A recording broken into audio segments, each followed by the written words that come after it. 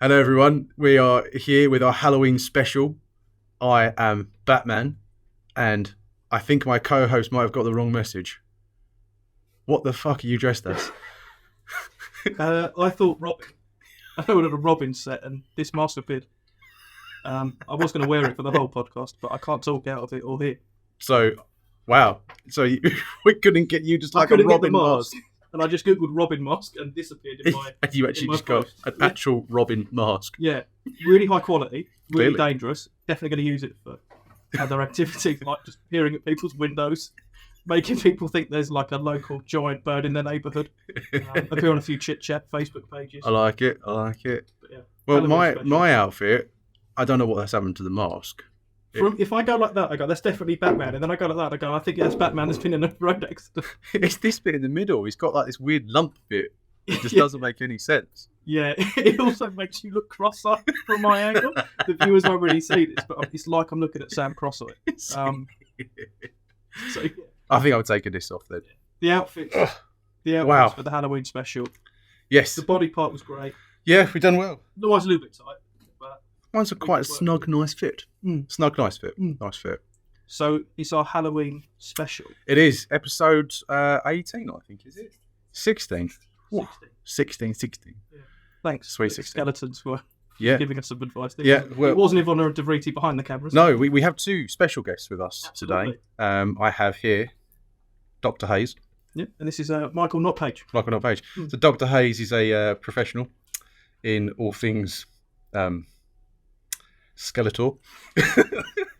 And Michael Notpage is a recruitment specialist. He's a recruitment specialist. Who may or may not actually exist. Yeah, I've never seen him before. No, but the name doesn't ring a bell either. No. Same with Dr. Hayes. Perhaps he's got like an alter ego or Yeah. something like that. Yeah, during daytimes, they're helping people. During night, what are they up to? Not all heroes wear capes, Robbie. Not like No. you and me. No, but we are wearing capes today. We are. I feel Well, very empowered wearing my Yeah, cape. I think capes should be more part Mandatory? of modern society. I do They're quite like- dangerous though, aren't they? Because they can get stuck in things. What if you're going up an This one's escalator in a dangerous 'cause it's bit? really tight. Like, if I laugh too hard, I can feel it kind of pushing on my esophagus. So if I have any voice breaks, we're going to blame it on the cape. Mine's just hot. I don't know how Batman does it all the time. Yeah, this is quite. Yeah, Running around going, where is she? Yeah, That's all I want to keep doing. yeah. The whole Like episode. 66 Batman outfit. This is a 66 outfit. We did Yeah, look at yeah, it, the original. We did look at getting the Dark Knight Rises costume, but it was, I think, $3,500 Well, made of metal, and we couldn't get it approved. well, not the 30 odd pounds on that we did spend though. No, The budget couldn't stretch. Well, I hope this stretched. Yours is definitely stretched. Mine is definitely stretched. So I might sound a little bit breathless at times, but let's roll with Let's it. go with that. So what is the actual theme for our Halloween special? We've got a bit of a doozy today. So we're actually going to talk about horror stories. So we're just going to do like a just chat around what we've actually seen, some of the funny stuff that's actually happened. And we're going to throw in a couple of great reasons why people don't turn up to an interview. Yes. That's So- probably a good place to start with, because not turning up to an interview is absolutely fine. Yes, Recruiters don't hold you accountable much. completely. Yeah, not 100%. Is there some frustration? Yes, but do they lose sleep over it? No, Not as much as you probably think. But people give some fantastic reasons we've had some doozies, haven't we? to not turn up to interviews. My personal favourite, we probably can rattle through this. My personal favourite, I'm not going to name people obviously, but it's a fairly junior person, a fairly juniorish role. Yeah. I forgot I'm moving to France. Oh my God, that was brilliant. Yeah. I remember that. Definitely a good reason to not attend an interview. But he actually said it is, I'm sorry I can't attend today because Yeah. I forgot I'm relocating to France tomorrow. Yeah. Literally. Yeah, this wasn't like, look, I've thought about it, I'm going to move to France, I can't do it. It was like, oh, I can't turn up in 7 hours because I'm moving to France in Yeah. 24 hours. Yeah, I feel like that's something you remember, personally. but definitely. Maybe not everyone. Do you know what? I remember one. So we've been trying to find different stories, haven't we? But there was one that came out of the archive, and I was thinking about it the other day, was where a candidate actually went out for an interview, started the interview and whatnot, and needed to go to the toilet halfway through, went to the toilet and just never come back. Really? Yeah, just literally didn't go back into the room. We never heard from him again. They got lost down the toilet. How That's big what was we their thought. office? No, it was like Can a they still big. wear it? Yeah, it was. I reckon. You know, like 'Cause I've been to living in the walls. If it's Canary Wharf, you can easily get lost going to the It was in Canary Wharf somewhere, You like can definitely in a get lost. financial district. Yeah. And but they literally went to the toilet and they never came back. That is a real horror. That is like one of them like 7-sentence. Well, it goes on because obviously within finance they check you in, check you out for safety reasons, didn't they? So they had to literally try and locate where this person had actually gone. Yeah, because if there's a fire. Yeah, or they could be anyone, right? Yeah. So they had to try and locate them, but they couldn't find them. So they could only just assume that they just left the building or something, which is even stranger because you've got to get through the barriers in and out. So it should have had like a record of it, but it never did. It was almost like they actually truly were ghosted. That is the definition of ghosting. Yeah. Floating out of the building. Yeah. Of the building. That was a fantastic one. What else have we got? Look, this does happen, but we will make a little bit light of it. The amount of family emergencies on the days of an interview is probably higher than the statistics. It's dangerous doing an interview. Yeah. Purely if you've for got that. an interview, keep your loved ones close. Yeah. Because the amount of times that, and it is a little bit of a cop-out answer sometimes, because no one's ever going to question it. No. If you are a young up-and-coming recruiter and you've had enough and you do question it, don't. Yeah, please because don't. the one time that you do question it, it will be real and it will be true. But yeah, that's always a popular one of the family emergency. I once had a candidate who told me, come make the interview because their aunt had died. And then on the second call, so when can we get back to him? Oh yeah, well, we've got to organise my uncle's funeral. Oh wow. Which is tragic because he lost obviously both on the same day. But yeah, if it is real, it's obviously very it's completely fine. But just the amount of times it comes up. It is uncanny, man. So we had, it wasn't for me, it was a story that I was told, but it was to do with an offer. So the candidate actually got an offer and they were due to start and then completely ghosted the recruiter, couldn't get hold of the person, the candidate, calling. Obviously, as the client knows, that really sorry, she can't get hold of this person. Anyway, try one more time and his wife answered the phone and basically, I'm really sorry to tell you, but he died. Oh, wow. So it was like, oh my God, that is like tragic, awful, etc. Yeah. And then 2 weeks later, he turns up at another place. No. He literally, like, Lazarus, bosh, I'm back. Wow. Yeah, 2 weeks later. And I think the recruiter's I thought you died. Yeah. When you see that notification, That was... Yeah. Yeah. I don't know why I couldn't just say, I just don't want to do it, mate. Like, yeah. I think the lesson here is, and we've got a few more that we can go through because they're quite funny. But I think the lesson is just be honest. Yeah. If you can't be, like, even if someone called you and said, look, I've got an interview, but I just can't be asked. Yeah. Like, I just don't want to do it. Fine. Just be honest. There's no need to come up with these elaborate stories. But they make it, like, I don't know. There was one, do you remember? It was one we had in London. And the guy was like late for an interview. Go to him, he says, yeah, I'm just in traffic. There's been like a collision with 2 lorries. I'll be there as soon as possible. And then just never made it. Yeah. Just never made it and never heard from him ever again. Yeah, that's the bit that I find so odd. Is like you give these excuses and it might have happened. He goes, look, they're not going to see me now, it's too late. Whatever might have happened. It's like, we're still going to call you. Yeah. No, it's not. You don't just say, oh, look, I'm not turning up to the interview. At least then you just bury it. It's done. You go, look, I'm not going to the interview. Even if it's just a WhatsApp text or an email. Say, hey, just let you know I'm not going to the interview. Yeah. Don't have to reply to emails or calls. But the excuse is to then, we're going to call you and see what's happening. And find we out. Definitely will. That's the other thing, isn't it? But Do you know what? It wasn't a interview or an offer or anything. It was a contract that we had that it's really early days Northridge, right? I accidentally overpaid them. And I overpaid them by 500 quid. And they never paid it back. And we had their address. So I thought, right, well, I'm going to go around there and just ask him out, right? Like, it was a mistake. Can I get the money back? Go to this house where he gave us this address. And he didn't answer. It was a group of women, they're all nurses, like student nurses, just opened his door. And I was like, oh, is so-and-so there? And they were like, what? Like, we've lived story here. would be 10 times better if you're wearing the same outfit. yeah. I'm here for the party. Yeah. And they were like, no, like, he hasn't lived here for like 2 months or whatever, or a month or whatever it was. And he's moved to blimmin' middle of God knows where. Yeah. And it was an absolute nightmare for me, because I had to come back to bed and go, so, you know the money that I've accidentally given to that guy? He's like, yeah, we're not getting that back. That was gone. Yeah. Luckily it wasn't loads, but still. Yeah. Ben didn't like me that day. I think Ben has done payroll since. He has, and rightfully so. No more mistakes. Rightfully so, yeah. No more mistakes. No one wants to beat him with the money. There are some genuine reasons we've had people not turn up to interview that are just funny. Yes. So the classic one is, it was quite a long time ago, but I can't come to the interview. There's a swan stuck in my house. Oh my God. On the phone to the RSPCB. RSPCBs for birds Oh, is specifically. it? Oh, is it right? I've got the Robin mask for a reason. So. You know your stuff. I'm part of the RSPCB look after me now with the mask. But yeah, literally, like on the phone to the RSPCB, so there's a swan running around in my house. I can't get it out. I'm not able to make the interview. That's mental, isn't it? Yeah. Or Clubfoot. Clubfoot was a great one. That was one of mine, wasn't it? Yeah. It's a candidate. Nicknamed Kasabian. Oh no, it was just hilarious. All geared up for the interview, ready to go, and then she rings. So I'm really sorry, I can't attend the interview. I fell up the stairs. And so did I didn't fall up the stairs. I fell up a step. I was like, right. And she went, yeah, I've got Clubfoot. I can't come.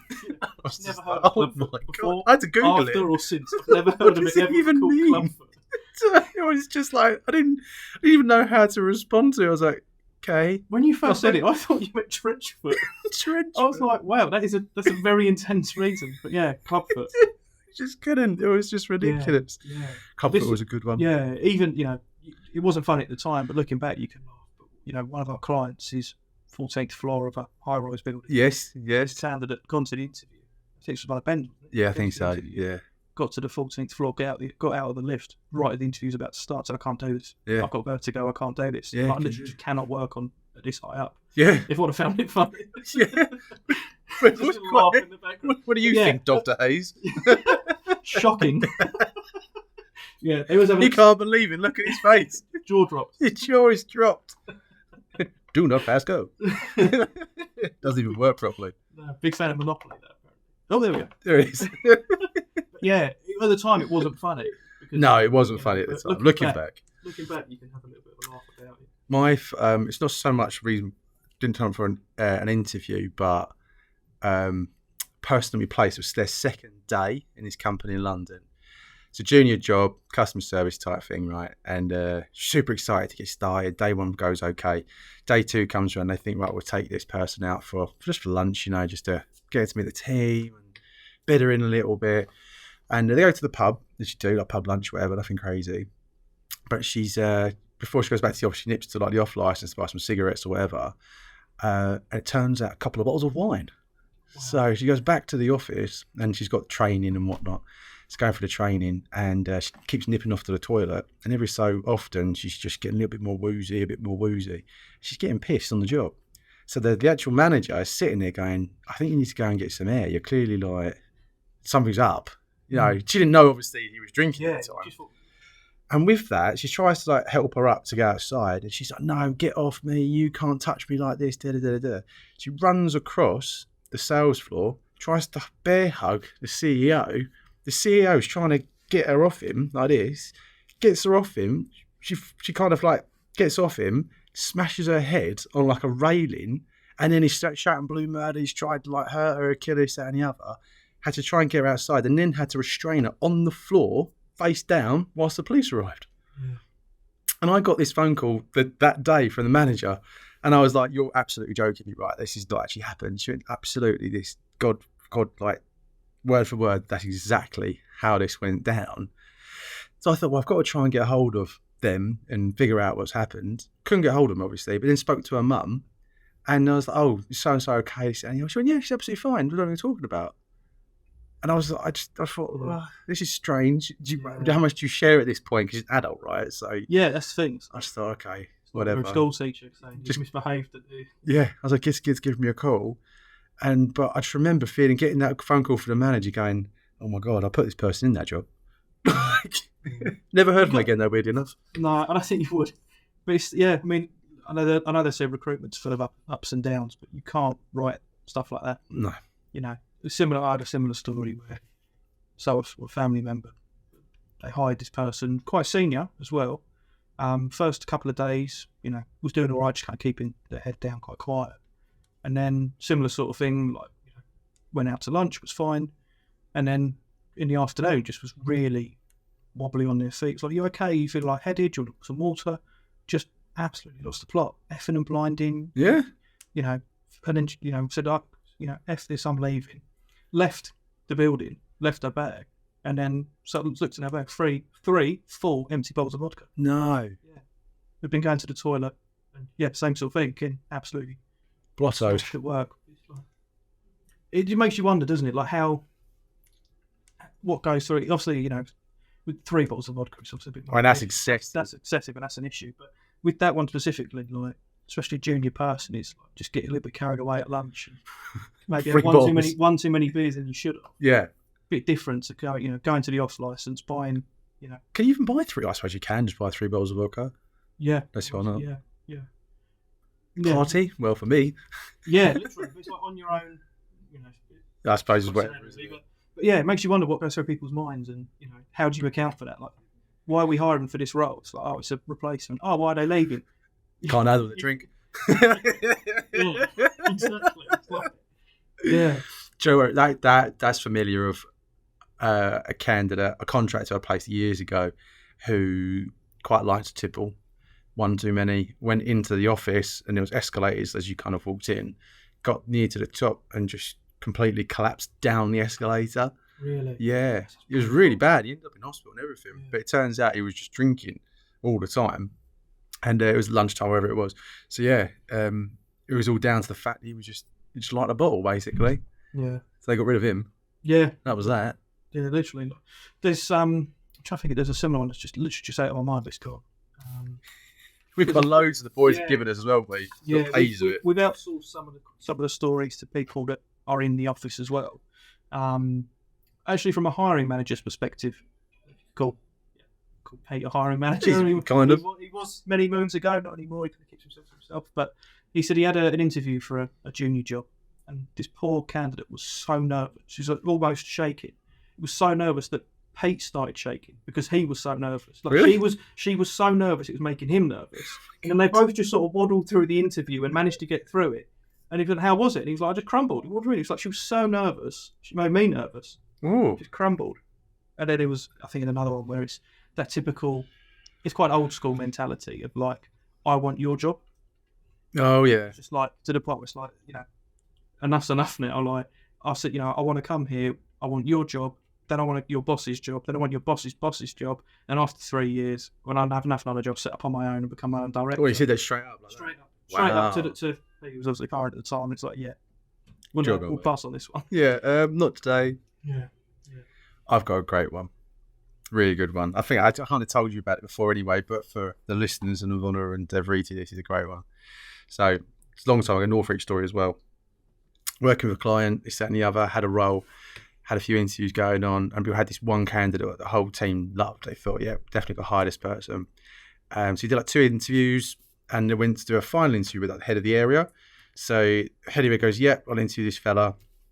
So they sit down, go for the interview. We always don't hear anything what's going on. We just get their feedback.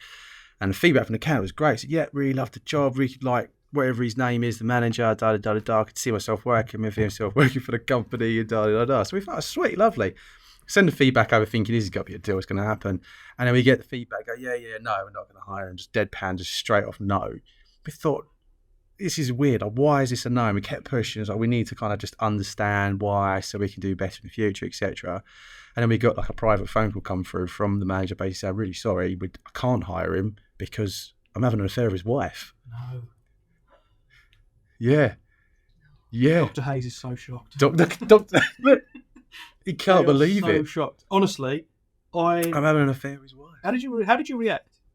Because I know and I think nervous laughter would be the worst thing. I can't remember what we. I think I said something like, "Does he know?"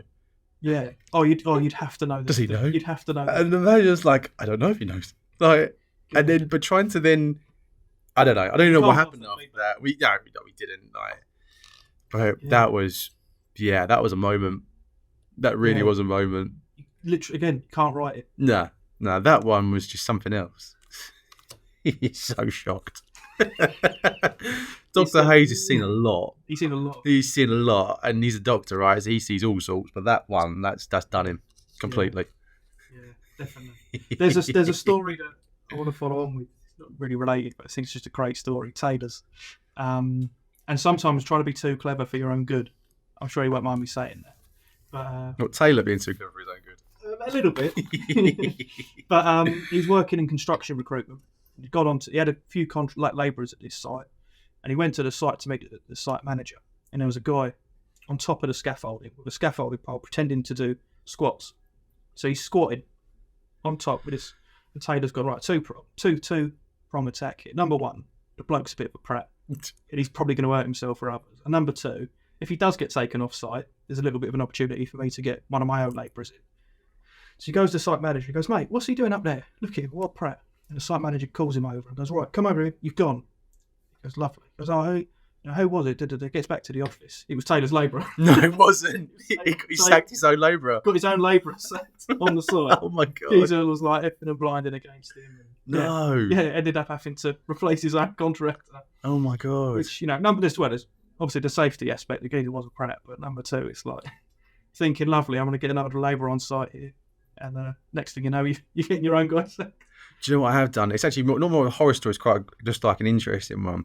So, really on in my career, it's like a load of candidates going for the same job, multiple interviews. Sometimes you just get confused, you're not jotting down properly. And I had about 2 or 3 interviews to this one job, sending the candidates in, but I sent the wrong candidate in against the CV they were supposed to interview for, if that makes sense. Yeah. Yeah? So, he got an interview. Or did he? I don't think he did. Actually, tell a lie. I don't think he did get an interview, but I put him in thinking that he did with a different CV. Yeah. So they've gone, you've sent 5 CVs, they've selected candidate A, you've gone lovely, but then sent candidate B in by accident. Yeah. So I sent candidate B in rather than candidate A, and the client got really narky with me, or the recruitment team did. She said, oh, she's really unprofessional, blah, blah, blah, I can't believe you messed this up. And I thought, oh, bollocks, I really have messed this up. Yeah. And I'm not joking, 20 minutes later, they ring up and go, yeah, can we offer candidate B, please? On the basis that he interviewed really well. He interviewed great. He interviewed really well. And the crazy thing is, he actually stayed at that firm for 8 years as a contractor. Yeah. Wow. Yeah. Well before R35. This is way before R35, yeah. Wow. That was a good story. He must have been delighted. Did you ever tell him? Did you ever say, look, just to let you know, I made a mistake. Yeah, I told him. It's not your CV. Yeah, I did tell him. I was like, because this is like actually just one of those good mistakes. Yeah. Those like moments that shouldn't happen but did. Yeah. And it was amazing. I felt like $1 million after that one. Oh, yeah. They took, that's fate. It was good fun. Yeah. I mean, that's a good story. Elliot, one of the good chaps that works in the building. It's a fantastic story. What's he got? So, really senior interview.